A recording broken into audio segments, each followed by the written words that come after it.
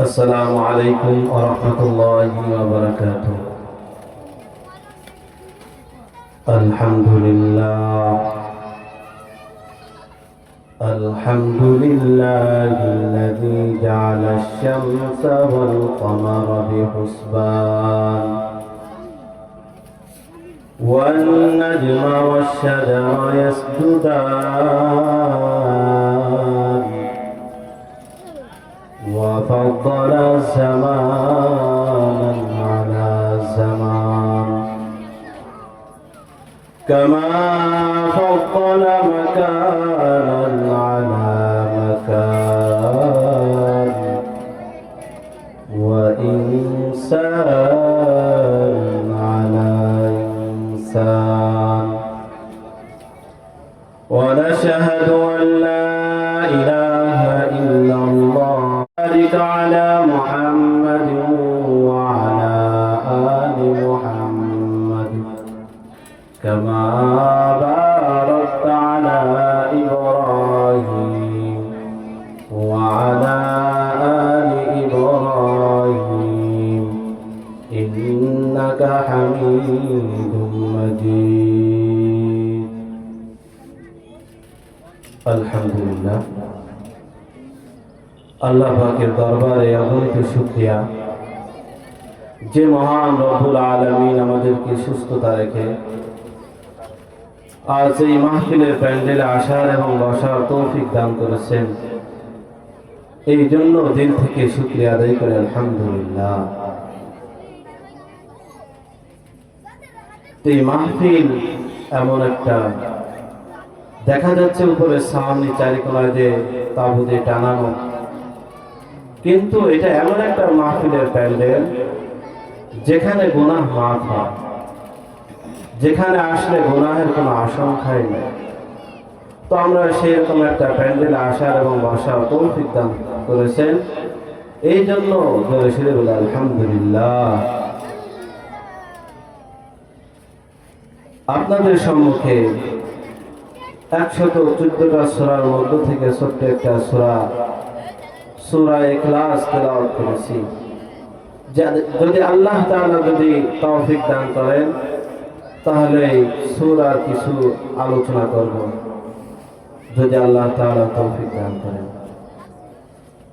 মুহতারাম হাজিরিন, আল্লাহ পাক রব্বুল আলামিন এই দুনিয়া তথা আসমান জমিন পাহাড় পর্বত গাছপালা তরুলতা মানব দানব যত কিছুই সৃষ্টি করছে, এই সব কিছু স্রষ্টাকে খালিক বা আল্লাহ তাআলা, এর ভিতর কোনো সন্দেহ নাই। তো যেই ব্যক্তি সন্দেহ করবে তার ঈমানটা চলে যাবে। আমার আল্লাহ রব্বুল আলামিন বলেন, এই আসমান জমিন সৃষ্টি করেছি আমি, তিনি হলেন কে? আল্লাহ। এই পাহাড় পর্বত যিনি সৃষ্টি করলেন তিনি হলো আল্লাহ। মানব দানব যিনি সৃষ্টি করলেন তিনি হলেন আল্লাহ। এই দুনিয়ার বুকে যা কিছু দেখি আর না দেখি সব কিছুই সৃষ্টি করলেন আল্লাহ, আর সব কিছুই হলো মাখলুক। এই দুনিয়ার বুকে যা কিছু আছে সব কিছু ধ্বংস হয়ে যাবে, কিন্তু আমার আল্লাহ ধ্বংস হবেন না। আমার মাওলা তো মাওলাই। এই পৃথিবীর বুকে যা কিছু দেখেন না কেন, আসমান দেখেন, জমিন দেখেন, পাহাড় দেখেন, পর্বত দেখেন, নদী দেখেন, সমুদ্র দেখেন, যা কিছু দেখেন না কেন সব কিছুই ধ্বংস হয়ে যাবে। কুল্লু মান আলাইহা ফান ওয়া ইয়াবকা ওয়াজহু রাব্বিকা যুল জালালি ওয়াল ইকরাম। আমার আল্লাহ পাক রব্বুল আলামিন কোরআনের ভিতর বলেন, এই দুনিয়ার ভূপৃষ্ঠে তুমি যা কিছু দেখো না কেন সব ধ্বংসশীল।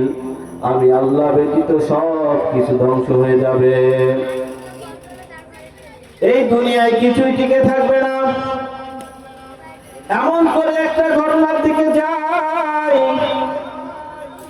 আমাদের জামানা ইমামে আবু হানিফা, আমরা যেই মাযহাব অনুসরণ করি, একবার এক নাস্তিকের সঙ্গে ইমাম আবু হানিফার তর্ক বিতর্ক হয়। নাস্তিক উমাইয়া খলিফা মাহদীর দরবারে এসে বললেন, দুনিয়ার বুকে তথা পৃথিবীতে আল্লাহ বলতে কেউ নাই। আমি আল্লাহকে বিশ্বাস করি না। আল্লাহ বলতে কেউ নাই, আল্লাহ বলতে কেউ নাই।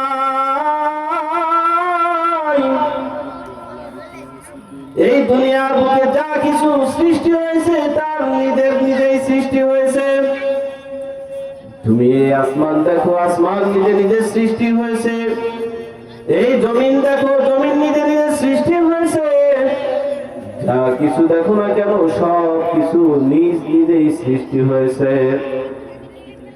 এদিকে উমাইয়া তার একজন প্রতিনিধিকে দিয়ে পাঠালেন ইমাম আবু হানিফা রাহমাতুল্লাহি আলাইহির দরবারে। সেই প্রতিনিধি ইমাম আযম আবু হানিফা রাহমাতুল্লাহি আলাইহির নিকটে গিয়ে বলতেছেন, ইমাম সাহেব, অমুক এক নাস্তিক বলতেছে আল্লাহ বলতে কেউ নাই, আপনি একটু এসে এর সমাধান করে যান। এরপর ইমাম আবু হানিফা রাহমাতুল্লাহি আলাইহি বললেন, যাও তোমার জায়গায় চলে যাও, ঠিক আমি সময় মতন তোমাদের নিকটে চলে আসব। এই বলার পর যখন সেই প্রতিনিধি চলে আসলো, সবাই অপেক্ষা করতেছে। এখনো তো ইমাম সাহেব আসলেন না। রাত 8টা বাজে, 10টা বাজে, রাত 1টা বেজে গেছে, ইমাম সাহেবের কোনো খবর নাই। এইদিকে তো সেই নাস্তিক মনে মনে খুশি হইতেছে, বাহ, আজ মনে হয় আমি জিতে যাব। আমার প্রশ্নের কোনো উত্তর দেওয়ার কোনো লোক নাই। কে আমার প্রশ্নের উত্তর দিবে?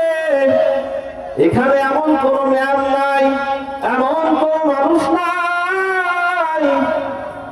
এমন সময় আস্তে আস্তে দেখতে দেখতে ইমাম সাহেব চলে আসলেন। আসার পর বলতেছেন, তথা ওই উমাইয়া খলিফা তিনি বলতেছেন, ইমাম সাহেব আপনার আসতে কেন লেট হলো?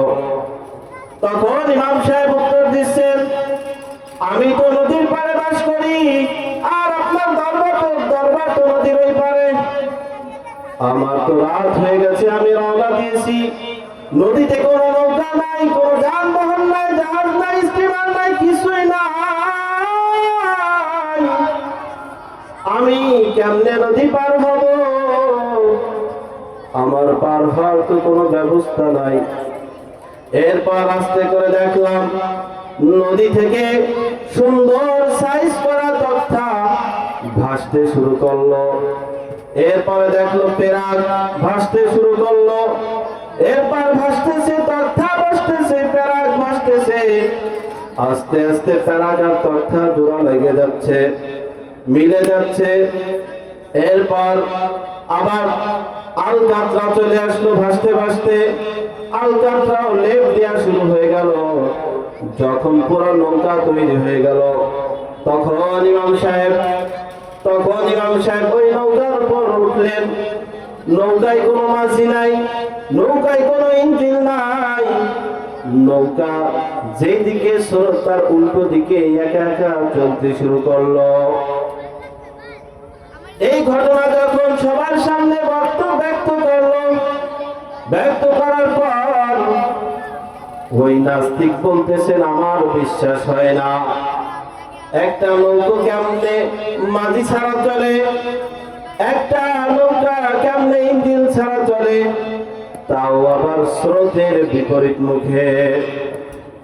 তুমি তো ভাবতাম তুমি একজন বড় আলেম, এই জামানার বড় একজন ইমাম, এখন দেখছি তুমি কচি ফুকার মতন কথা বলতেছো।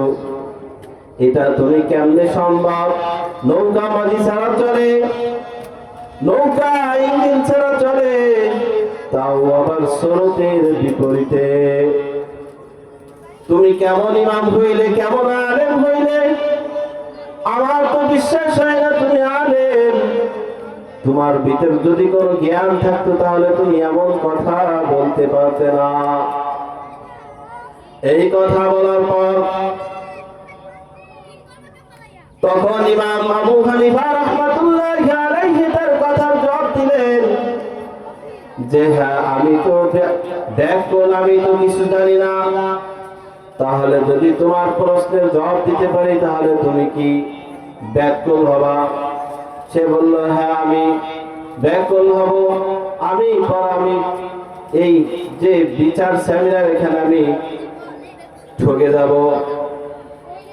তখন ইমাম সাহেব, ইমামে আযম আবু হানিফা রাহমাতুল্লাহি আলাইহি বললেন, সামান্য যদি একটা নৌকা যদি মাঝি ছাড়া চলতে না পারে, সামান্য একটা নৌকা যদি ইঞ্জিন ছাড়া চলতে না পারে, সামান্য একটা নৌকা যদি স্রোতের বিপরীত যদি চলতে পারে, তাহলে আমার মাওলা এই আসমান সৃষ্টি করলেন, এই চন্দ্র সৃষ্টি করলেন, তারকা সৃষ্টি করলেন, এই জমিন সৃষ্টি করলেন, পাহাড় পর্বত সৃষ্টি করলেন, এই সব কিছু সৃষ্টি করলেন। সেটা কেমনে চলে? একা একা তো এইগুলো চলতে পারে না। এইগুলো চালানেওয়ালা তো একজন মাওলা আছে, সে মাওলা আমার আল্লাহ। আমার আল্লাহ তো চাই সব কিছু চালাইতেছেন। আমার মাওলা এই যেই সময় বান্দার যেই জিনিস প্রয়োজন পড়ে, এই সেই সময় আল্লাহ তাআলা সব জিনিস বান্দাকে পূরণ করে দেয়। এই চালানেওয়ালা তো আল্লাহ। আল্লাহ তাআলা এক, দ্বিতীয় কোন আল্লাহ নাই। কুল হুয়াল্লাহু আহাদ, আপনি বলে দিন আল্লাহ এক, আল্লাহুস সামাদ। আল্লাহ তাআলা কারো প্রতি মুখাপেক্ষী নন। কি আল্লাহ তাআলা কারো প্রতি মুখাপেক্ষী আছেন? নাই। আল্লাহ তো সব কিছু করলে, আল্লাহ সব কিছু দেনেওয়ালা। এই মাওলাকে তো আমরা চিনতে পারলাম না। এই মাওলাকে চিনতে হবে ভাই। এই দুনিয়ার বুকে বেশি দিন থাকার জায়গা নয়। এই মাওলার পরিচয় নিয়ে যদি কবরে যাইতে পারি তাহলে আমার আপনার এই দুনিয়া আসাটা সার্থক হবে, আর তা না হলে কোনো সার্থক নয়। তো সংক্ষিপ্ত সময়ে যা কিছু বললাম, আমাকে এবং আপনাদের সকলকে আমল করার তৌফিক দান করেন। ওয়া আখিরু দাওয়ানা আলহামদুলিল্লাহি রাব্বিল আলামিন। মাশাআল্লাহ।